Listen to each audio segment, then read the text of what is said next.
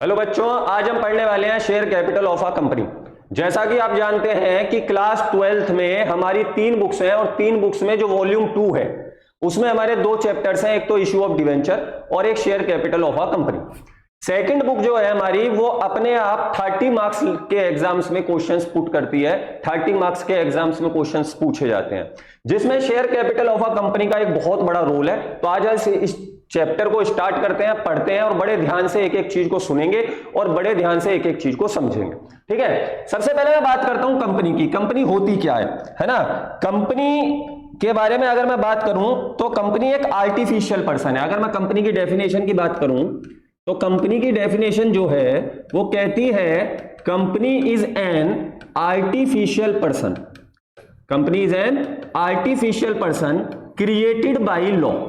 जिसको किसने पैदा करा है? जिसको लॉ ने पैदा करा है, क्रिएटेड बाय लॉ, है ना। क्या कि company is an artificial person created by law. Company एक आर्टिफिशियल पर्सन है। अब 2 प्रकार के पर्सन होते हैं। अगर मैं पर्सन्स की बात करूं तो 2 प्रकार के पर्सन होते हैं। एक तो मेरे बेटा होता है नेचुरल पर्सन, एक क्या होता है? नेचुरल पर्सन होता है, और एक होता है मेरे बेटा आर्टिफिशियल पर्सन, है ना। आर्टिफिशियल पर्संस कौन से होते हैं? आर्टिफिशियल पर्सन वो पर्संस होते हैं जो क्रिएटेड बाय लॉ होते हैं, मतलब जिनको कानून पैदा करता है। जैसे अगर मैं पार्टनरशिप की बात करूं तो पार्टनरशिप जो है उसको पैदा करने वाला, मतलब उसके मम्मी पापा जो है वो पार्टनरशिप एक्ट 1932 है ना।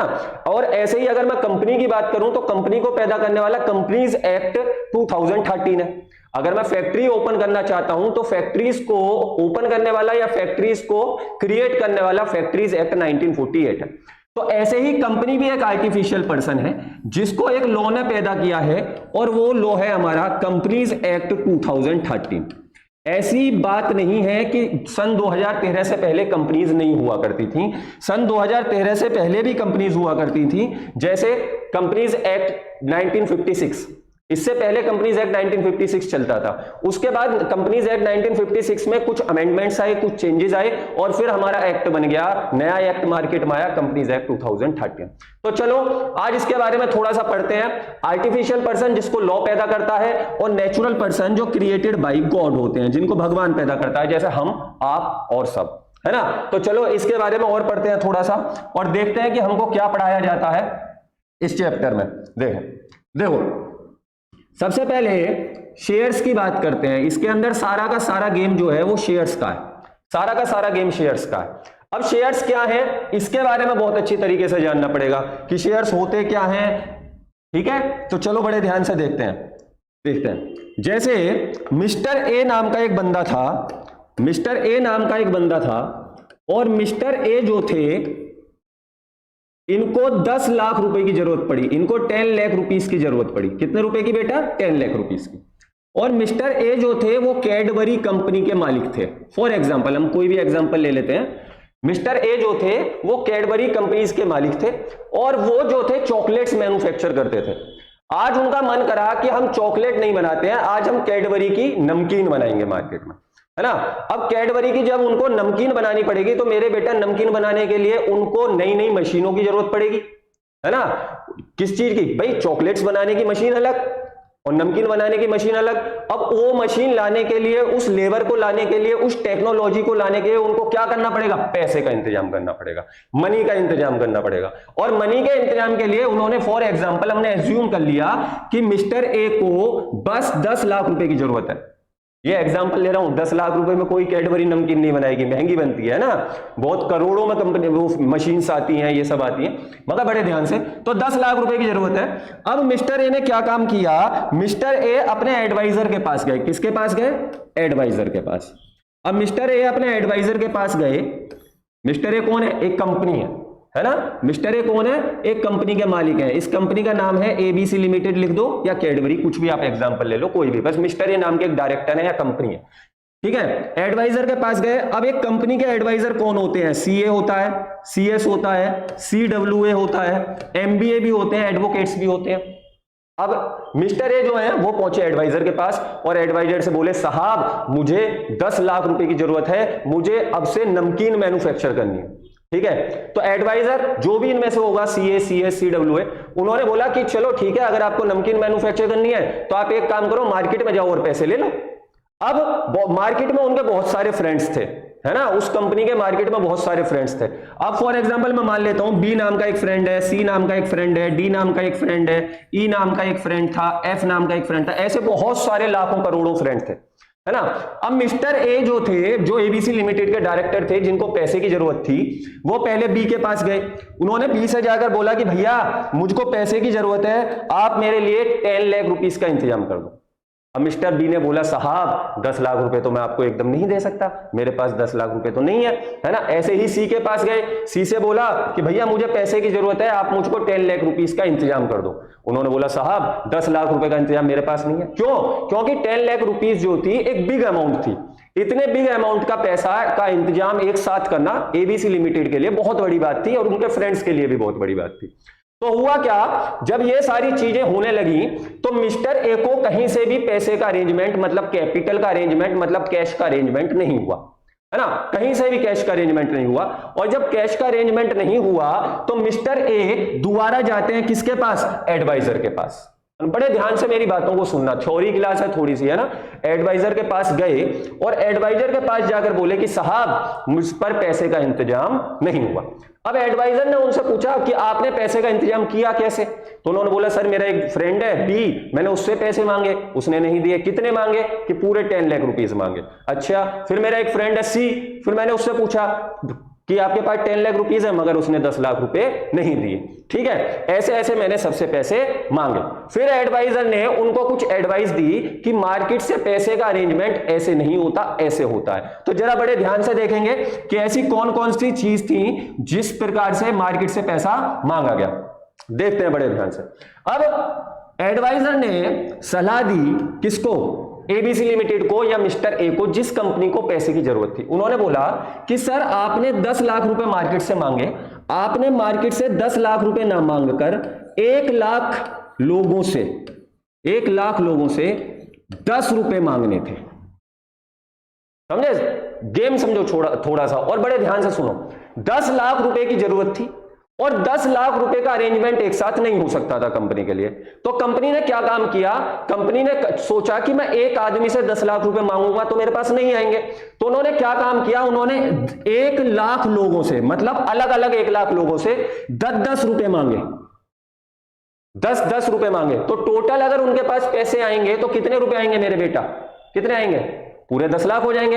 अब जिस आदमी से, जैसे मिस्टर बी थे, उनसे 10 लाख रुपए मांगे थे, तो 10 लाख रुपए 10 लाख रुपीस का इंतजाम नहीं कर पाए। अगर अब मैं मिस्टर बी से बोलूं कि आप 10 रुपए दे सकते हो, तो 10 रुपए तो इजीली मिल जाएंगे। तो कंपनी ने एक थोड़ा सा दिमाग लगाया और कैलकुलेशन लगाई और उन्होंने क्या काम किया कि 10-10 रुपए वाले 1 लाख शेयर्स मार्केट में इशू किया। अब हुआ क्या? ये जो 10 रुपए हैं, ये जो 10 रुपए हैं मेरे बेटा, ये जो 10 रुपए हैं, इसको हम कहते हैं शेयर्स। क्या कहते हैं? शेयर कहते हैं। शेयर का मतलब क्या होता है? अंश। अंश का मतलब होता है पार्ट। ठीक है, इसको हम क्या कहते हैं? शेयर कहते हैं। ठीक है, ये जो 10 रुपए है मतलब 10 लाख का एक 10 रुपए का पार्ट, 10 लाख का एक 10 रुपए का पार्ट। तो मतलब क्या? अब ये जो 10 लाख रुपए हैं, जो टोटल अमाउंट जिसकी मुझे जरूरत थी, इन 10 लाख रुपीस को कहते हैं मेरे बेटा शेयर कैपिटल। इन 10 लाख रुपीस को क्या कहते हैं मेरे बेटा? शेयर कैपिटल बोलते हैं। और इन 10 रुपयों को क्या कहते हैं? क्या कहते हैं? शेयर्स बोलते हैं। और ये जो 1 लाख हुए, इनको हम क्या कहते हैं? नंबर ऑफ शेयर्स बोलते हैं। समझ में आया? शेयर्स क्या है? Shares is a part of share capital. Shares is a part of share capital. मतलब अगर छोटे छोटे सारे शेयर्स को मैं एक साथ इकट्ठा कर लूं तो मेरे बेटा मेरे पास टोटल शेयर कैपिटल बन जाएगी, है ना। तो share is a part of share capital. इतना बिल्कुल समझ में आ गया? वीडियो को स्टॉप करके पॉज करके आप इसको कॉपी कर लेना। ठीक है, चलो आगे चलते हैं। अब कंपनी ने क्या काम किया? बड़े ध्यान से मेरी बात को सुनते रहना और बड़े ध्यान से मेरी बात को समझते रहना। हुआ क्या कि उसने 1 लाख शेयर्स मार्केट में इशू करे और 10 रुपए का एक शेयर। 1 लाख शेयर्स मार्केट में इशू करे और 10 रुपए का एक शेयर, 10 रुपए का एक शेयर। बड़े ध्यान से मेरी बात को समझेंगे। मार्केट में 1 lakh shares, number of shares market में इशू करे गए और 10 रुपीज का एक शेयर। अब जब 10 लाख रुपए इकट्ठे करने का टाइम आया तो कंपनी ने मार्केट में 1 लाख शेयर इशू करे और 10 रुपए का एक शेयर। अब ये 10 रुपए का जो शेयर था, इसके पीछे भी एक छोटा सा गेम था। क्या गेम था वो बड़े ध्यान से समझेंगे। क्या गेम था? ये जो 10 रुपए थे, उन्होंने 10 रुपए को क्या बोला? कंपनी ने बोला, किससे बोला? इन्वेस्टर से, जो उनको पैसे देंगे, है ना, उनसे बोला कि सर आप हमें 10 रुपए भी एक साथ मत दीजिए। देखो पहले तो 10 लाख रुपए थे, फिर 10 लाख को पार्ट्स में डिवाइड किया गया, मतलब शेयर्स में डिवाइड किया गया, 1 lakh shares at the rate of 10 rupees each. फिर उन्होंने बोला कि सर आप 10 रुपए भी मुझको एक साथ मत दो, आप ये 10 रुपए भी मुझको एक साथ मत दो, आप इन 10 रुपयों को भी मुझको पार्ट्स में दो। किसमें दो? पार्ट्स में। पार्ट्स में कैसे? आप एक काम कीजिए, 2 रुपए तो आप मुझको दे दीजिए एप्लीकेशन पर। 2 रुपए आप मुझको कब दे दीजिए? एप्लीकेशन पर। आप 3 रुपए मुझको दे दीजिए अलॉटमेंट पर, और फिर 2 रुपए आप मुझको दे दीजिए फर्स्ट कॉल पर, है ना, और फिर 3 रुपीज आप मुझको दे दीजिए सेकंड एंड फाइनल कॉल पर। मतलब देखो क्यों ऐसा क्यों किया गया, बड़े ध्यान से। ऐसा कंपनी क्यों करती है?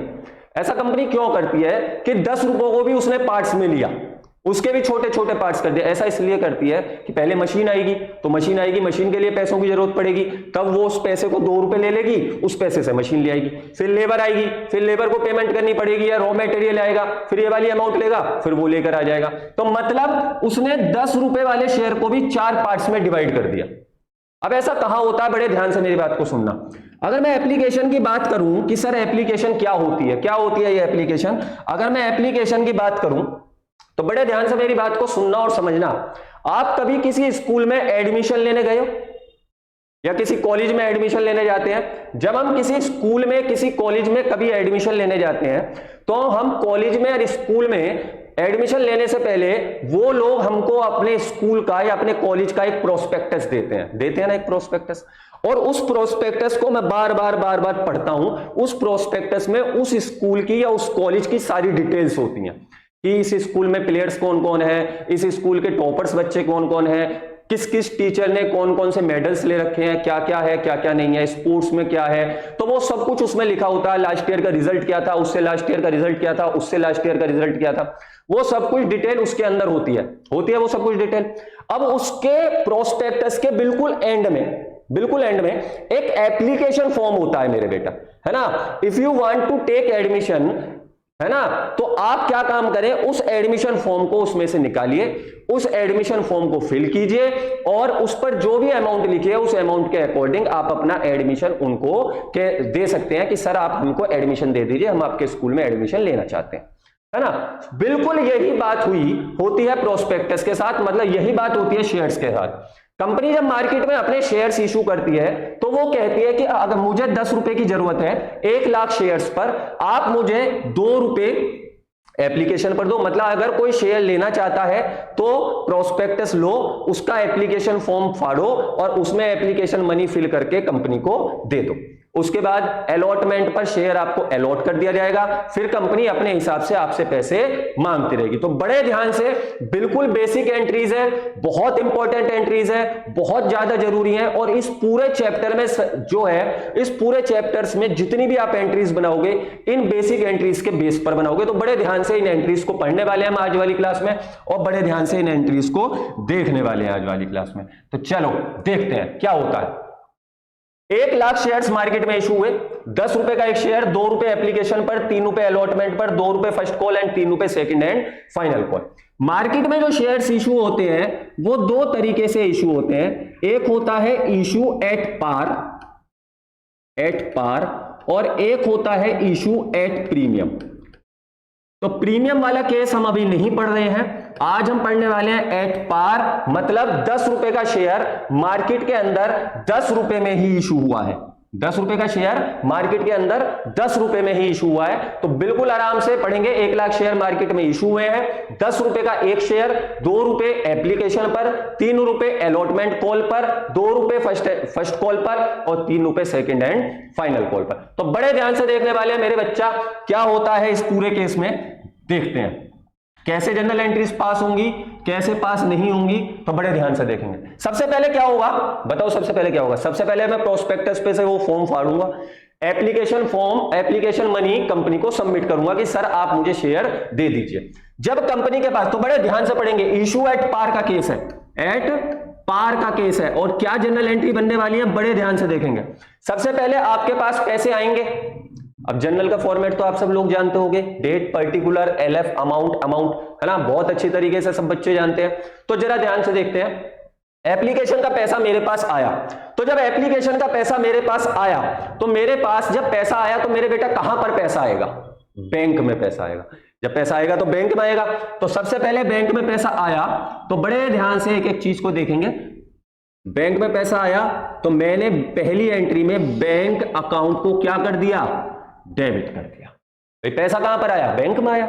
अब जब बैंक में पैसा आया तो बैंक को मैंने क्या कर दिया? डेबिट। भाई जब बैंक में पैसा आया, टू, बैंक में पैसा आया, मैंने बैंक अकाउंट डेबिट, टू, किस रीजन से पैसा आया? सर शेयर एप्लीकेशन का पैसा आया है। सर किस चीज का पैसा आया है? शेयर एप्लीकेशन अकाउंट का पैसा आया है, शेयर एप्लीकेशन का पैसा आया है। ठीक है, बैंक में पैसा आया किस चीज का? एप्लीकेशन का। किस चीज का पैसा आया? एप्लीकेशन का, ये वाला पैसा आया। तो मेरे बेटा 2 रुपए आए, 2 रुपए आए, और कितने शेयर्स पर आए? 1 लाख शेयर्स पर आए। तो मेरे बेटा मेरे पास कितने आए? 2 लाख रुपीज आ गए। मुझे टोटल कैपिटल कितने की जरूरत पड़ती थी? 10 लाख की। 10 लाख में से 2 लाख रुपीज मेरे पास आ गए। अब मैं इसकी नरेशन बना दूंगा, being application money, being application money received. बहुत बढ़िया, बीइंग एप्लीकेशन मनी रिसीव्ड बन गई। अब इस वाले पैसे को, जो 2 लाख रुपए मेरे पास आए हैं, वो 2 लाख रुपए थे किसके? शेयर कैपिटल के। शेयर कैपिटल का ही तो पार्ट था। टोटल 10 लाख में से 2 लाख आ गए, तो उन पैसे को हम शेयर कैपिटल को वापस दे देंगे कि sir share application account debit, share application का पैसा जा रहा है, टू कहां पर जा रहा है? सर शेयर कैपिटल अकाउंट में जा रहा है। बड़े ध्यान से, पहले पैसा आया कहां पर आया? बैंक में आया, तो bank account debit to share application, उसके बाद share application account debit to share capital. अब नरेशन क्या बनेगी? Being application money, being application money transfer, being application money transfer, ये नरेशन बन गई। बढ़िया, एप्लीकेशन का पैसा आ गया, 2 रुपए मेरे पास आ गए, तो बैंक में पैसा आया, bank account debit, basic entry है, बड़े ध्यान से, bank account debit to share application account. दूसरी एंट्री बनी share application account debit to share capital. ठीक है, यहां भी कितनी अमाउंट आएगी? वही सेम अमाउंट जो मेरे बैंक में आई थी। अब मैंने वो पैसा ट्रांसफर कर दिया कहां पर? शेयर कैपिटल में ट्रांसफर कर दिया। इतना सबके समझ में आ गया? ठीक है, अब किस चीज का पैसा मांगूंगा? अब मांगूंगा मैं अलॉटमेंट का पैसा। कब मांगूंगा? जब भी जरूरत होगी। अब अलॉटमेंट का पैसा मांगना पड़ेगा। देखो सुनो, एप्लीकेशन का पैसा मेरे पास आ गया, अपने आप आ गया, मैंने मांगा नहीं, अपने आप आ गया। ऑफर फॉर सेल है ना, जिसको जरूरत है वो ऑफर कर रहा है कि सर आप हमको शेयर दे सकते हो, तो पैसा आया। अब क्या है कि अब मुझे पैसा मांगना पड़ेगा, अब मुझे एप्लीकेशन के पैसे मांगने पड़ेंगे, अलॉटमेंट के, सॉरी। अब अलॉटमेंट का जब मैं पैसे मांगूंगा तो बड़े आसानी से पैसे मांगूंगा। क्या बोलूंगा? भैया, भैया भी बोलना है ना, शेयर, क्या बोलूंगा? शेयर अलॉटमेंट का पैसा दे दे। बड़े प्यार से क्या बोलूंगा? भैया शेयर अलॉटमेंट का पैसा दे दे। मांग रहा हूं मुझसे पैसे, है ना। टू, जो किसका पार्ट है? शेयर कैपिटल का पार्ट है। जो किसका पार्ट है? शेयर कैपिटल का पार्ट है। बहुत आराम से, भैया शेयर अलॉटमेंट का पैसा दे दे। जो किसका पार्ट है? शेयर कैपिटल का पार्ट है। ठीक है, being allotment money, being allotment money due. Allotment के पैसे को क्या कर दिया? ड्यू कर दिया। मतलब आपने अलॉटमेंट का पैसा मांगा। मेरे बेटा कितने रुपए मांगे? 3 रुपए का अलॉटमेंट थी, और 1 लाख शेयर्स थे, तो कितने हुए 3 लाख। तो आपने मांगे 3 लाख रुपए। कितने रुपए मांगे 3 लाख रुपए मांगे। ठीक है, बहुत आसानी से पाउस करके कॉपी करते रहना। ठीक है, आपने पैसे मांगे, शेयर अलॉटमेंट का पैसा दे दो, जो किसका पार्ट है शेयर कैपिटल का पार्ट है, और ये ड्यू है। ये पैसा क्या है ड्यू, आपने मांगा है 3 लाख रुपए। अब आपके पास ये पैसे आ गए। जब पैसे आएंगे तो कहां पर आएंगे मेरे बेटा, बैंक में आएंगे। और बैंक में आएंगे तो बैंक अकाउंट डेबिट टू किस चीज का, शेयर अलॉटमेंट का। बैंक में जो पैसा आया वो किस चीज का आया, शेयर अलॉटमेंट का। कितने रुपए आए 3 लाख और 3 लाख। अब इससे पहले वाली जो एंट्री थी, इससे पहले वाली एंट्री किस चीज की थी, ड्यू की। अब एंट्री किस चीज की है, क्या लिखूंगा मैं नरेशन में, being allotment money, being allotment money received, being allotment money received. आया, ये 2 एंट्री समझ में आई। अभी हमने 2 ही कॉल किए हैं, एक एप्लीकेशन की, एक अलॉटमेंट की। पहले पे क्या sir, bank account debit to share application, मतलब बैंक में पैसा आया, उसके बाद फिर मैंने एप्लीकेशन का पैसा मांगा, है ना, एप्लीकेशन का पैसा ट्रांसफर कर दिया, उसके बाद अलॉटमेंट का पैसा मांगा, ड्यू किया, फिर अलॉटमेंट का पैसा मेरे पास आया। ठीक है, ठीक है। ऐसे ही अब मैं क्या करूंगा, ऐसे ही अब मैं फर्स्ट कॉल का पैसा मांगूंगा। किसका मांगूंगा, फर्स्ट कॉल का पैसा मांगूंगा। तो बड़े ध्यान से देखेंगे, थोड़ा छोटा छोटा लिखेंगे, है ना। अब किसका पैसा मांगेंगे, शेयर फर्स्ट कॉल का। तो मांगते हैं, चलो फर्स्ट कॉल का पैसा। भैया शेयर फर्स्ट कॉल का पैसा दे दे, शेयर फर्स्ट कॉल का पैसा दे दे, जो किसका पार्ट है, शेयर कैपिटल का पार्ट है। जो किसका पार्ट है, शेयर कैपिटल का पार्ट है। बीइंग, नरेशन लिखनी बहुत इंपॉर्टेंट है, मार्क्स कटते हैं। ठीक है, बीइंग क्या लिखूंगा, first call money, first call money क्या करूंगा, फर्स्ट कॉल मनी ड्यू मांग रहा हूं। कितने रुपए, कितने रुपए मांगूंगा, 2 रुपए की फर्स्ट कॉल थी, शेयर्स कितने थे 1 लाख थे, है ना, ऊपर चला गया मगर ध्यान रखना 1 लाख थे, तो 2 रुपए की थी, कितने हो गए 2 लाख रुपीस। कितने हो गए 2 लाख रुपीस। आ गया इतना बात समझ। अब ये पैसे मेरे पास आएंगे, अभी मैंने ड्यू करे हैं, मांगे हैं, वही सेम टू सेम तरीका जो अलॉटमेंट पे था। अलॉटमेंट में मैंने ड्यू करे, फिर ड्यू वाला पैसा मेरे पास आया नेक्स्ट एंट्री में। अब मैंने फिर फर्स्ट कॉल का पैसा ड्यू करा, अब ये पैसे मेरे पास आएंगे, ये अमाउंट मेरे पास आएगी, बैंक अकाउंट डेबिट, बैंक में पैसा आएगा, टू किस चीज का पैसा आया, शेयर फर्स्ट कॉल का पैसा आया, शाबाश, शेयर फर्स्ट कॉल का पैसा आया। ठीक, फिर नरेशन लिखूंगा, being first call money, first call money क्या हो गई बताओ, रिसीव्ड हो गई। बहुत बढ़िया, ठीक है। Being first call money received, कितने रुपए 2 लाख रुपए। बहुत सिंपल है, बस आपको आराम से चीजों को एक बार समझ लेनी है। बेसिक एंट्री समझ में आ गई, पूरा चैप्टर बहुत इजी है। ठीक है, पहले याद रखेंगे, एप्लीकेशन पर पहले पैसे आएंगे, फिर उसके बाद मैं उस पैसे को कैपिटल में ट्रांसफर कर दूंगा। उसके बाद मेरे बेटा अलॉटमेंट पर कंपनी ड्यू करेगी, मांगेगी कि भैया शेयर अलॉटमेंट का पैसा दे दो, जो किसका पार्ट है, शेयर कैपिटल का पार्ट। अब वो पैसा आएगा, अब जब वो पैसा आएगा तो बैंक में आएगा, तो बैंक अकाउंट डेबिट, बैंक में पैसा आया, to share allotment, bank account debit to share allotment. इसके बाद मेरे बेटा मैंने फर्स्ट कॉल का पैसा मांगा, सेम टू सेम ऐसे जैसे मैंने अलॉटमेंट का मांगा। ठीक है, फर्स्ट कॉल का मांगा, भैया फर्स्ट कॉल का पैसा दे दे, जो किसका पार्ट है, शेयर कैपिटल का पार्ट है। क्यों, क्योंकि मुझे तो कैपिटल के 10 लाख इकट्ठे करने हैं। यहां पर कितने इकट्ठे करें, 2 लाख, 2 लाख यहां कर लिए, 3 लाख यहां हो गए, 2 लाख यहां हो जाएंगे। अब first second and final call पर फिर हो जाएंगे। तो चलो मांगते हैं किसका पैसे, हम सेकंड एंड फाइनल कॉल के, बिल्कुल सेम एंट्री, बिल्कुल कोई चेंजेस नहीं। आराम आराम से एक एक चीज को समझेंगे और आराम आराम से एक एक चीज मांगेंगे। चलो मांगते हैं, भैया वही भैया जरूर कहना है ना, share second and final call का पैसा दे दे। ऐसी तो मांगते हैं सब, भैया क्या कहे, भैया दे दे, है ना। Share second and final call का पैसा दे दे, जो किसका पार्ट है, सेम शेयर कैपिटल का पार्ट है।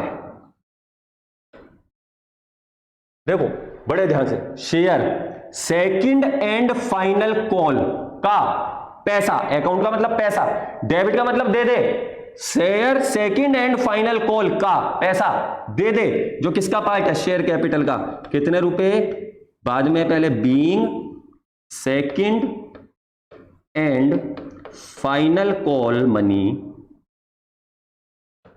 मनी क्या कर दी, ड्यू कर दी।